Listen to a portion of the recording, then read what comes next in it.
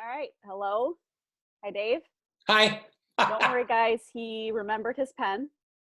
Sure. There'll be plenty. And I'm wearing a clean shirt. Oh. It's the same one. I just washed it. Oh, that's so sweet of you to clean up for us. Yeah, I didn't do it for you. Oh. Well, here we are. That's not very nice. Okay. I know, rude. I know.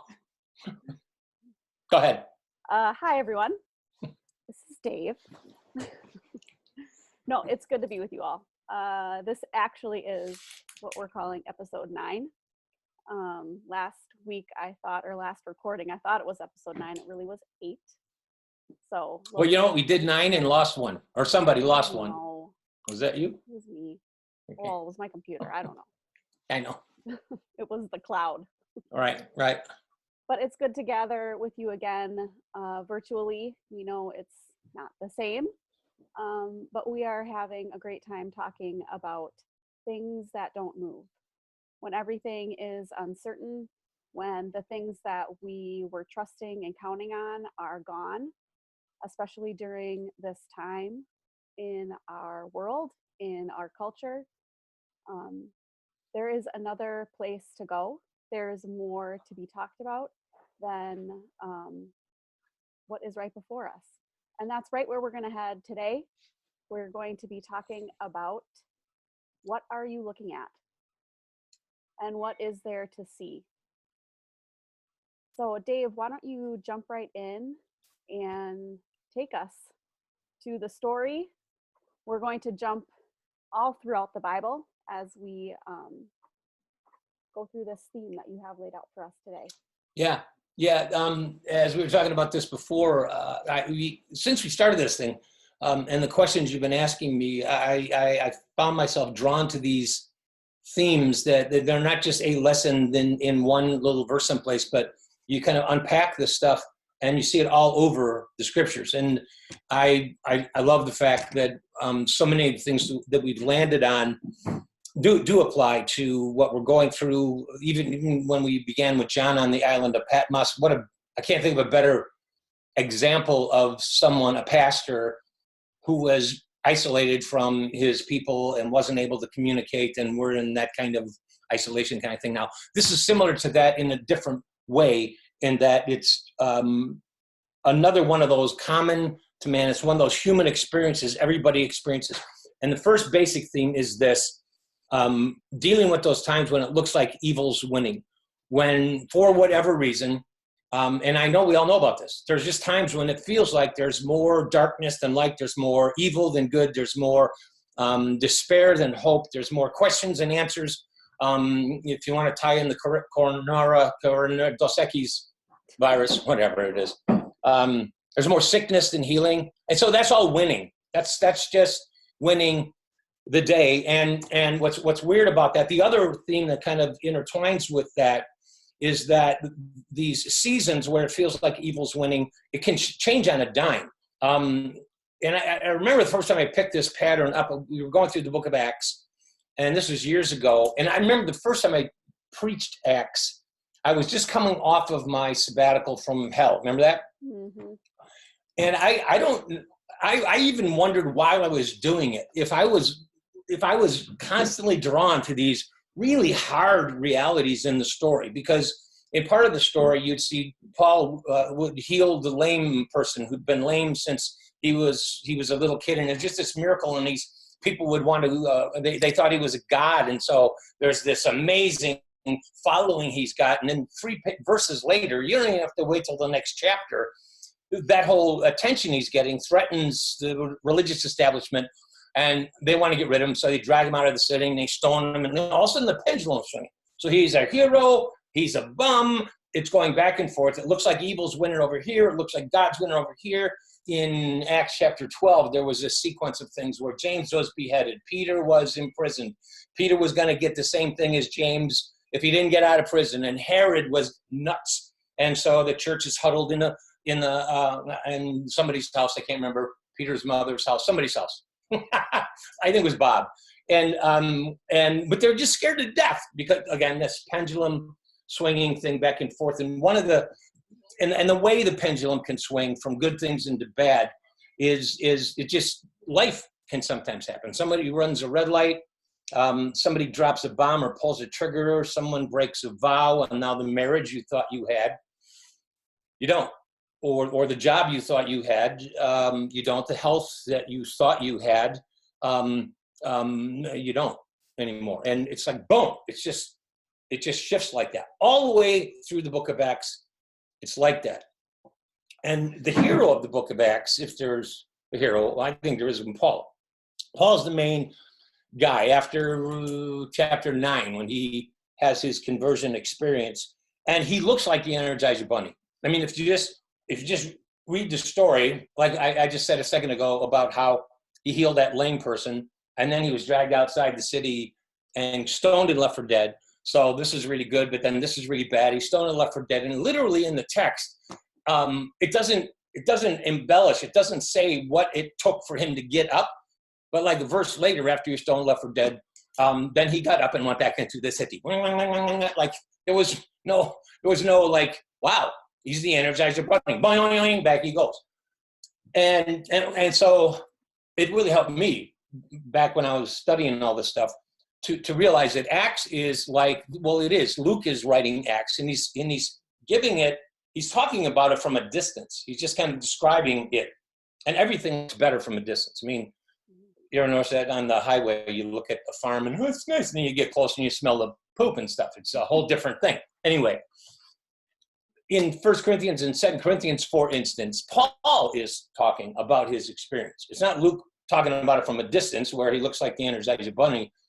And there you begin to get some insight behind the scenes as to how Paul personally experienced that stuff. And one thing that I loved about that was that Paul did not deny the struggle it was for him. He didn't have these little pious cliches that he threw around in where was it? 1 Corinthians 1:8. He talks about we want you to be aware of the tribulation that we had when we were in Macedonia. I think it's 7:5. 2 Corinthians 7:5. He talks about when we were in Macedonia, our flesh had no rest. We had conflicts without, fears within, so he's scared. But God, who comforts the depressed, stop right there. I love that. Comfort. He's saying out loud he got depressed. It's not a virtue necessarily. What is worth noticing is that when he got depressed, he didn't pretend he wasn't. He said it out loud. That's a big deal.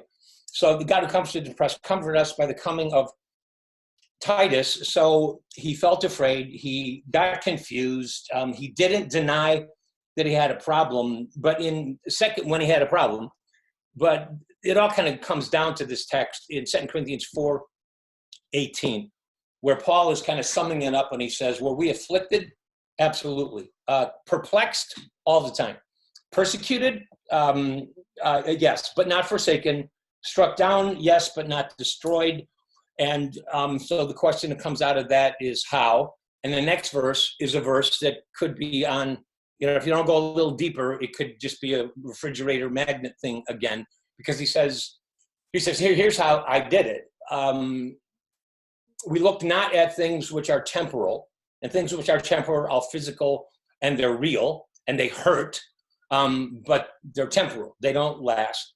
But we look at things that are eternal, which sounds like, oh, golly, that sounds like a Sunday school. I just think about heaven, and that's how I got through it. Look to the Lord. Right. But what's the phrase there that is real to me and human is that I saw the problem. I'm speaking as if I was Paul, and I felt the pain, and I got scared, and I saw how bad it was. It felt like if it was winning, I just saw more. And that's the thing that's all through the scripture. Yes, not denial, not happy face, and it's all going to be better. No, you may die.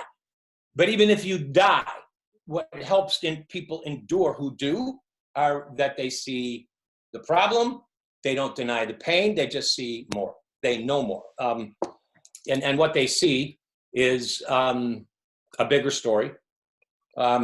than their little story. And what they know is, and what they have is an eternal perspective. And what they know is that this life is not all there is to life. Now, there are some cliches right there. Every one of those are worthy of a refrigerator. But holy moly, what he saw was a bigger story, not just my story. I find my life pulled up into a much larger story.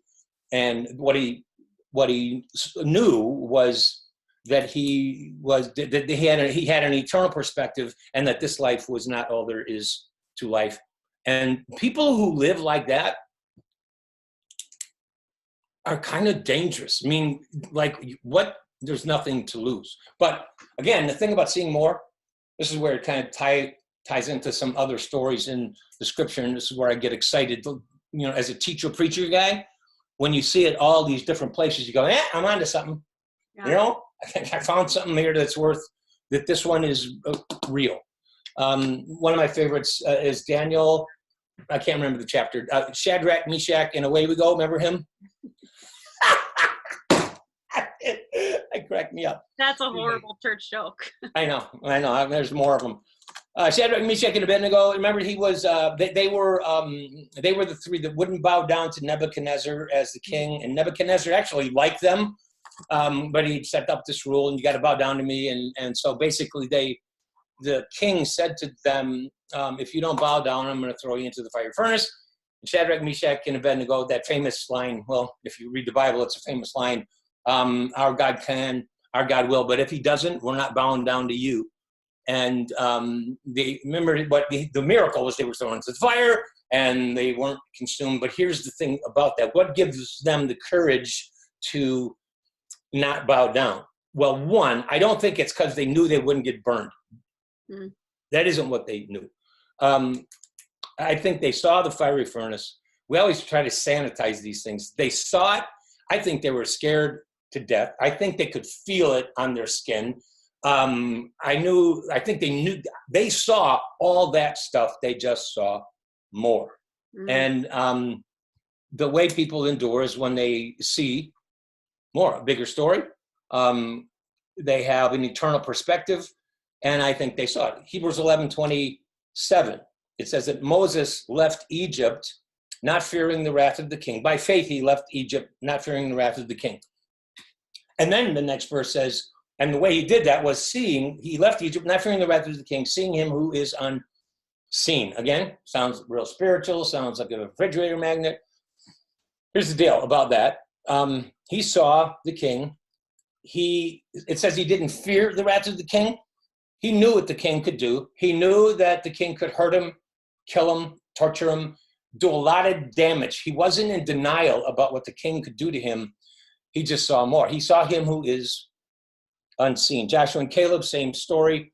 The spies go into the land. Remember this? Yeah. And the spies all come back and they have this report that the land is indeed full of milk and honey. It is the promised land. It's everything that God said it was going to be and everything we dreamed it would be. But the cities are fortified and the people are of great size, and we are like grasshoppers in our own sight, they said. And so their report was, we can't do it, because that's all they could see. And everything they saw was true. Caleb and Joshua saw all the same stuff. I love this stuff. Caleb and Joshua didn't come in and go, that's not true. They weren't that big. They were kind of big, but not that big. They didn't minimize. It's like the faith doesn't look at the problem and just go, oh, that's not that big. No, it's a huge problem. We may be going down, okay? The furnace is a big deal, Shadrach, Meshach, and Abednego, and the people are of great size. They just saw more. I mean, this is the theme. This is the theme. And if you're going to endure, that's the kind of faith that isn't this pie in the sky thing, but it is a kind of faith that honestly looks at the problem, feels the fear, gets depressed like Paul did, and just somewhere along the line, they're able to look up and see more. Nehemiah 13 is one of my favorites as well. And this is got a lot of symbolism in it, because Nehemiah had given himself to a good work, to rebuild the wall. Well, that was a physical wall, but wow. I mean, to rebuild a marriage, to rebuild a church, to rebuild something noble, a community, something that had been torn apart. And he'd given himself to this good work. And the real potent thing here is that it was halfway through. And in these stories like this, the halfway mark is a big deal. It's like, wait. This is always the big deal, because it's where this thing called acedia comes in. Acedia is a Latin word that speaks to the strength of the noonday sun. So that's halfway through. Noon is halfway. Remember? And I remember when I first stumbled on this, realizing that I remember when I was in college, I worked construction during the summers, and it would be hot in Chicago, and you get there at 6 o'clock in the morning and you're tired, but you're fresh and you got all your energy. And by 12 o'clock, noon was a critical time, because you've been in the heat for 6 hours, but you still got 4 to go. Okay. So you're tired, but you're not done. You're not even near done. And noon, that acedia is where, just kind of archetypally in the story, that's where people, that's midlife sometimes, where you just, right. Yes, I've been out in the sun. We had the kids, the joy was where, blah, blah, blah, but now I'm in the middle of this hot place and I'm not near done. And some of the energy I had when I said yes to that idiot I married. Yes, isn't that incredible? And so there they are at the halfway point. And the text says in Hebrew, or Nehemiah 13, it says that the workmen, or whoever they were, the people who were doing the work, that all they could see was the rubble. The rubble was all around. They were halfway done, but all they could see was rubble, and they weren't wrong. It was all over the place. And it was at that point, that was this critical point where they wanted to quit, and they were ready to quit. And here's the deal: if the rubble is all you see, you'll quit.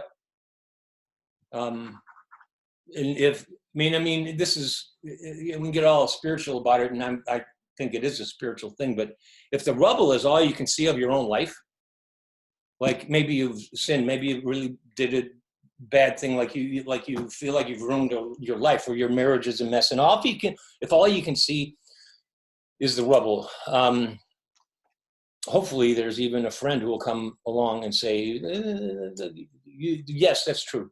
I am not going to blow smoke at you and go, oh no, it's not that bad. It's really that bad. But you need to see more. I used to have this phrase. Well, I still have this phrase, because I'm going to use it right now. There are things that are true. There are things that are true, and there's things that are more true. Like you are a sinner, and it's true. There's something that's more true. You've been redeemed by the blood of the Lamb. It's true. We're not in denial here. It is true, but there's something that's more true. That's a different way to say, if you're going to live even in the sunlight, if you will, of the grace of God, you're going to have to see more than your crap. I mean, you have to see your crap, because you have to deal with it. But you're going to have to see more, because if you don't, you're going to bog down, become like the laborer in Hebrews, Nehemiah 13. Another one that's easy is David and Goliath. Everybody was scared to death of Goliath, and David comes along, and he just sounds so cocky. And it wasn't like when the army was all intimidated by Goliath, David didn't come and go, he's not that big. He's not that big. He saw Goliath. I think I've beaten this to death. He just saw more. And I think, here's the thing about that. I think that, and sometimes we just need to lay it out there this way.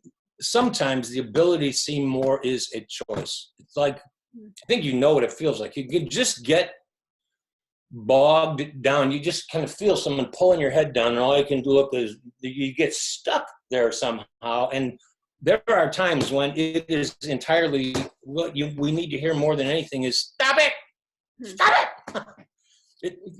Make a choice right here. Quit being pulled into that. Make a choice. Refix your gaze onto something other than the rubble. But here's the other truth. Okay, all that energy there, sometimes even you still can't see it. I mean, honestly, there are times that we just go blind We do. And I love that stories like this are in the scripture too. Second Kings. It starts with a K. Wait. Same thing. Corinthians, Kings. Yeah.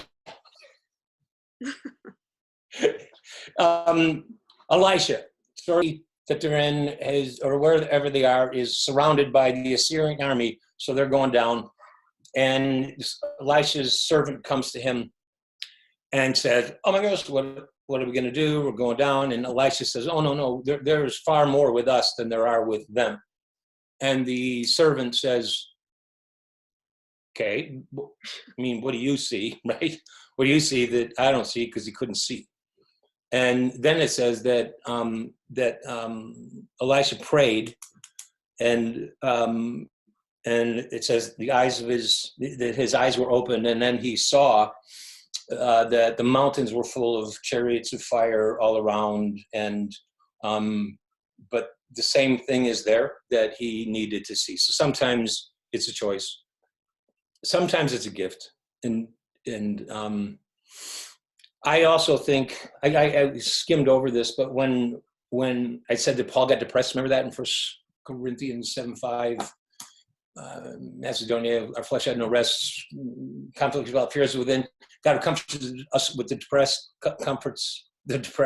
comforted us with the coming of a friend. And I think so sometimes this ability to see more is a gift. Sometimes it's a choice. Sometimes we need a friend. I'm not kidding. I mean, that's a big deal. Someone who will, like I'm saying to you, this is not all there is. Yes, it's true, but there's more. You need to see more.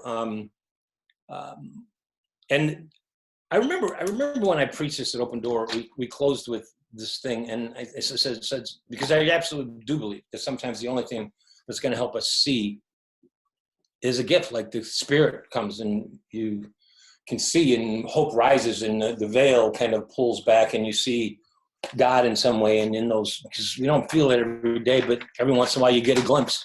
That's what I think. And but the question I had was, well, how am I gonna, what do I mean, inviting them to see? Like if I pray right now at the end, is it that they need to see chariots of fire on the mountains all around? And no, but what we do need to see now is that God is for us. God is for us. And I did write this down, so I would remember this. In fact, he who spared his own son, the God who who would not spare his own son, but delivered him up for us all, is for us. And nothing can separate us from the love of God, which is in Christ. Tribulation, distress, persecution, famine, nakedness, peril, sword. No. Why? I'm convinced that neither life nor death, angels, principalities, things present, things to come, powers, height, depth, nor any other created thing shall be able to separate us from the love of God. And that's what we need to see. And I can't say it well enough to get us to see it, but that's the eyes of our heart to be enlightened to see that kind of stuff in the middle of all this stuff and other things that may feel, we're all in this thing around the corona thing, but there may be a lot of people who are going through things that feel bigger to them than that. Because it's the coronavirus is still out there somewhere. Somebody else has it and not them, but they're just lost their job, or they're struggling in their marriage, or whatever. And to endure in anything, the word here is, and the good news is that people have done it. It can be done, to see more, and in that, to just a way to call faith, it's faith. So Thank you for, again, pointing us to the only place that will bring what we need. The only place that's going to fill those places and bring us the clarity that we need. And it sometimes feels ethereal and other times feels very true. And to bring us back through the story, to remind us that those things really are true. That is not going to move. Right. Everything, like you said, is moving, whether it's the coronavirus or your marriage or your kids or your job or your, who knows, finances. Yep. Thank you. Thank you. Bye, everyone. Bye-bye.